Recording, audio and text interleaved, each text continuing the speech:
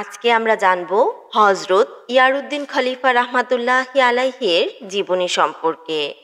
হজরত ইয়ারউদ্দিন খলিফা রাহমাতুল্লাহি আলাইহির জন্ম শরীয়তপুরে, কিন্তু তিনি মির্জাগঞ্জে এসেছিলেন এবং ওনার মাজার শরীফও মির্জাগঞ্জে অবস্থিত। তিনি কিভাবে এই মির্জাগঞ্জে এসেছিলেন আর কিভাবেই বা তিনি পায়ে হেঁটে নদী পার হতেন, কিভাবে তিনি এই মির্জাগঞ্জের মানুষের হৃদয়ে স্থান করে নিয়েছিলেন, আজকের ভিডিওতে আমরা সেটাই জানার চেষ্টা করব। হজরত ইয়ারউদ্দিন খলিফা রাহমাতুল্লাহি আলাইহির জন্ম আনুমানিক 1851 খ্রিস্টাব্দে শরীয়তপুর জেলার নারিয়া থানার অন্তর্গত রাজনগর গ্রামে। ওনার বাবার নাম সরাই খাঁ। তিনি ওনার মেজ ছেলে ছিলেন। তিনি প্রথমে তার বাবার সান্নিধ্যে আমপারা শিখেন। কৈশোরে তিনি বাবাকে হারান। তারপর নবু দরবেশ নামে এক ব্যক্তির কাছে বায়াত গ্রহণ করেন। তিনি ছিলেন অত্যন্ত সহজ সরল প্রকৃতির। ছোটবেলা থেকেই ধর্মের প্রতি নিবেদিত প্রাণ ছিলেন তিনি। যৌবনে তিনি মায়ের ইচ্ছায় বিবাহ বন্ধনে আবদ্ধ হন। ওনার স্ত্রীর নাম ফাতেমা বেগম। কিছুদিন পর তাদের এক পুত্র সন্তানের জন্ম হয়। তার নাম রাখা হয় পবন খাঁ। হাসি আনন্দে ভালোই কাটছিল ওনাদের জীবন। একদিন ওনার স্ত্রী এবং পুত্র কলেরায় আক্রান্ত হয়ে পড়েন। গ্রামে কোনো ডাক্তার বা কবিরাজ ছিল না, এমনকি শহরে যাওয়ার কোনো যোগাযোগ ব্যবস্থাও ভালো ছিল না। কলেরা তখন মরণবেধি রোগ ছিল। যে গ্রামে কলেরা হতো সেই গ্রামে শত শত মানুষ কলেরায় প্রাণ হারাতো। এই কলেরাতে একই দিনে ওনার স্ত্রী এবং পুত্র মারা গেলেন। স্ত্রী এবং পুত্রের মৃত্যুতে ইয়ারউদ্দিন খলিফা রাহমাতুল্লাহি আলাইহি মানসিকভাবে ভেঙে পড়েন। ওনার বৃদ্ধা মা এবং নবু দরবেশ ওনাকে আবারও বিবাহের জন্য বললে ইয়ারউদ্দিন খলিফা রাহমাতুল্লাহি আলাইহি সেই প্রস্তাব প্রত্যাখ্যান করেন। তিনি সিদ্ধান্ত নেন নিজ গ্রাম ছেড়ে অন্যত্র চলে যাবেন। পরবর্তীতে তিনি 38 বছর বয়সে নিজ গ্রাম ছেড়ে চলে আসেন। তিনি ফরিদপুর থেকে ব্যবসায়ীদের নৌকায় চড়ে মির্জাগঞ্জে চলে আসেন। মির্জাগঞ্জে এসে শ্রীমন্ত নদীর তীরে একটি থাকার ব্যবস্থা করেন। এভাবে তিনি মির্জাগঞ্জে প্রবর্তন করেন। মির্জাগঞ্জে এসে উপার্জনের জন্য তিনি একটি দর্জিঘর তৈরি করেন এবং সেখানে তিনি পাজামা, পাঞ্জাবি এবং টুপি সেলাই করে এগুলো বিক্রি শুরু করেন। আস্তে আস্তে টাকা পয়সা সঞ্চয় করে তিনি নদীর পাড়ে প্রায় 25% জমি ক্রয় করেন। সেখানে থাকার জন্য একটি ঘর এবং একটি দোকান নির্মাণ করেন। সেখানে তিনি মুদি ব্যবসা শুরু করেন। এর কিছুদিন পর একটি পুরাতন নৌকা সংগ্রহ করেন এবং বিভিন্ন স্থানে মুদিমাল সরবরাহ করেন। ইয়ারউদ্দিন খলিফা রাহমাতুল্লাহি আলাইহির বাড়ির একটু দূরেই ছিল গগন মল্লিকের বাড়ি। তিনি খলিফা সাহেবের খুবই বিশ্বস্ত ছিলেন। গগন মল্লিক ওনার সব কাজে সহায়তা করতেন। সততা ছিল খলিফা ইয়ারউদ্দিন রাহমাতুল্লাহি আলাইহির চরিত্রের ভূষণ। দোকানদারি করলেও উনি ওজনে কখনোই কাউকে কম দিতেন না। দোকান খুলে মাথায় টুপি ও কাঁধে রুমাল দিয়ে তিনি কোরআন তেলাওয়াত করতেন। কোরআন তেলাওয়াতের সময় কেউ যদি সওদা নিতে আসতো তখন তিনি হাতের ইশারায় মানুষকে সওদা নিয়ে টাকা রেখে যেতে বলতেন। তিনি ছিলেন একজন কামেল ওলি আল্লাহ। হজরত ইয়ারউদ্দিন খলিফা রাহমাতুল্লাহি আলাইহি একবার সওদা নিয়ে গঞ্জ থেকে ফেরার পথে নৌকা মাঝ নদীতে যখন আসে তখন প্রবল ঝড়ের মাঝে পড়ে যায়। গগন মল্লিক বলে নৌকা তীরে ভেরানোর কথা, কিন্তু খলিফা হুজুর বলেন নৌকা ভেরানোর প্রয়োজন নেই, তুমি বৈঠা রেখে অজু করে নামাজ আদায় করো। গগন মল্লিক হুজুরের কথা মতো নামাজ আদায় করল এবং দেখল নৌকা মির্জাগঞ্জ ঘাটে এসে পৌঁছে গেছে। এই ব্যাপারে গগন মল্লিক খলিফা সাহেবকে প্রশ্ন করতে চাইলে খলিফা সাহেব মুচকি হেসে বললেন, এই ব্যাপারে আল্লাহ ভালো জানেন। আরেকবার নওয়াব বাড়ির 3 কর্মচারী খলিফা হুজুরের কাঁঠাল গাছ থেকে বড় একটি কাঁঠাল চুরি করে এবং তারা যখন কাঁঠালটি ভাঙে তখন এর ভেতরে একটি কোষও পায়নি। তারা দৌড়ে এসে খলিফা হুজুরকে সব ঘটনা খুলে বলে। এরপর খলিফা হুজুর নিজে তাদেরকে একটি কাঁঠাল পেড়ে দেয় এবং হুজুর তা বিসমিল্লা বলে ভাঙলে তাতে দেখল বড় বড় রসে ভরা কুশে পরিপূর্ণ। কর্মচারীরা এর কারণ জানতে চাইলে তিনি বললেন, আল্লাহ নিশ্চয়ই ভালো জানেন। তিনি এইসব ঘটনা কাউকে বলতে নিষেধ করতেন। খলিফা হুজুরের সুফিয়ানায় আকৃষ্ট হয়ে দলে দলে বিভিন্ন জায়গা থেকে খলিফা হুজুরের নিকট মানুষ আসতেন এবং মানুষ ওনাকে খুবই ভালোবাসতেন। কিন্তু তখনকার সময়ে মির্জাগঞ্জ থানার মেসির উদ্দিন নামের এক দারোগা ওনাকে ভণ্ড পীর বলে গালাগালি করে। খলিফা হুজুর কিছুই বললেন না, চুপচাপ থাকলেন। কিন্তু সেই দিন রাতেই দারোগা সাহেবের শরীরে প্রচণ্ড ব্যথা ও যন্ত্রণা অনুভব হয়। সারা রাত তিনি ছটফট করে কাটান। এর কিছুদিন পর এক মাঝিকে দিয়ে কিছু কই মাছ খলিফা হুজুরের জন্য পাঠান এই দারোগা। হুজুর মাছগুলোকে নদীতে ছেড়ে দেয়। মাঝির মুখে এইসব ঘটনা শুনে দারোগা সাহেব ভীষণ রেগে যায় এবং মাছগুলোকে ফেরত পাঠাতে বলে। পুনরায় মাঝি আসলে মাঝিকে দেখে খলিফা হুজুর কারণ জানতে চাইলে মাঝি বলে, থানার দারোগা সাহেব মাছগুলো পুনরায় ফেরত চেয়েছেন। তখন খলিফা হুজুর মুচকি হেসে একটা ঝুড়ি নিয়ে নদীর কাছে যান এবং অবিকল আগের মাছগুলোই ঝুড়িতে উঠে আসে এবং মাঝিকে মাছগুলো দিয়ে দেয়।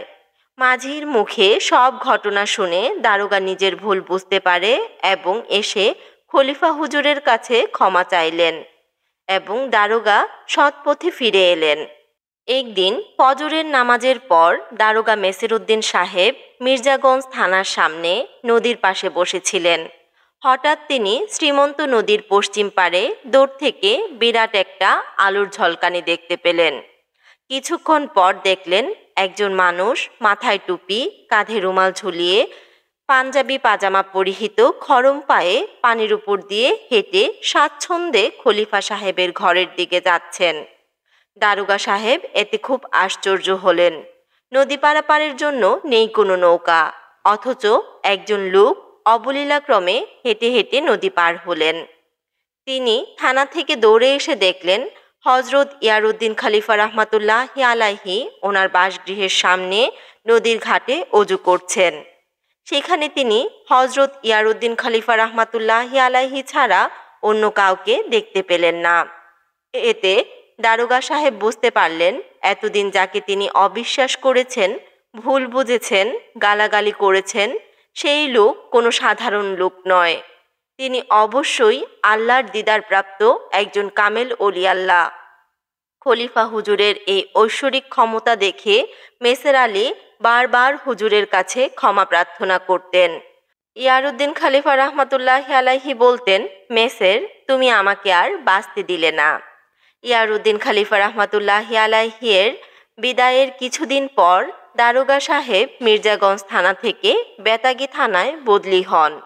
বেতাগী হতে পটুয়াখালী সদরে যাওয়ার পথে তিনি মৃত্যুবরণ করেন। হজরত ইয়ারউদ্দিন খলিফা রহমাতুল্লাহি আলাইহি এর মাজার শরীফ পটুয়াখালী জেলার মির্জাগঞ্জে অবস্থিত। খলিফা হুজুরের মাজার শরীফের ঠিক পাশেই বয়ে গেছে শ্রীমন্ত নদী। এই নদী দিয়ে প্রতিদিন অসংখ্য নৌযান চলাচল করে। এই নৌযানগুলোর মধ্যে যেগুলো ইঞ্জিন চালিত নৌযান, সেগুলো হুজুরের মাজার শরীফ চত্বর অতিক্রমের সময় ইঞ্জিনের গতি কমিয়ে দেয়া হয়। এইটা নিয়ে একটা ঘটনা বলি। ব্রিটিশ শাসনামলে পায়রা নদী দিয়ে পটুয়াখালী হতে ভায়া মির্জাগঞ্জ হয়ে জাহাজে আমতলীতে লোকজন যাতায়াত করত। তখন RSN কোম্পানির বিভিন্ন জাহাজ চলাচল করত। জাহাজটি পায়রা নদী দিয়ে শ্রীমন্ত নদীতে প্রবেশ করে মির্জাগঞ্জের এই ঘাট দিয়ে সুবেতখালী বাজারে যাতায়াত করত। আগেকার সময়ে স্টিমার ঘাট থেকে টিকিট কেটে জাহাজে উঠতে হতো। তখন RSN কোম্পানির লেম্বিং নামক এক জাহাজে আমতলী হতে পটুয়াখালীর উদ্দেশ্যে দুইজন লোক ওঠে। ব্যস্ততার কারণে তারা টিকিট না কেটে জাহাজে উঠে পড়ে। এই দুইজন আরোহীর কাছে টিকিট পাওয়া যায়নি। বিনা টিকিটে জাহাজে ওঠায় তাদেরকে দোষী সাব্যস্ত করা হয়। ওই জাহাজের টিটিরা তাদের সাথে খারাপ ব্যবহার করে। লোক দুইজন জাহাজের লোকদের কাছে বিভিন্নভাবে আকুতি মিনতি করে। তারা বলে ওই জাহাজে করে তারা যদি পটুয়াখালী না পৌঁছাতে পারে তাহলে তাদের বিশেষ ক্ষতি হয়ে যাবে।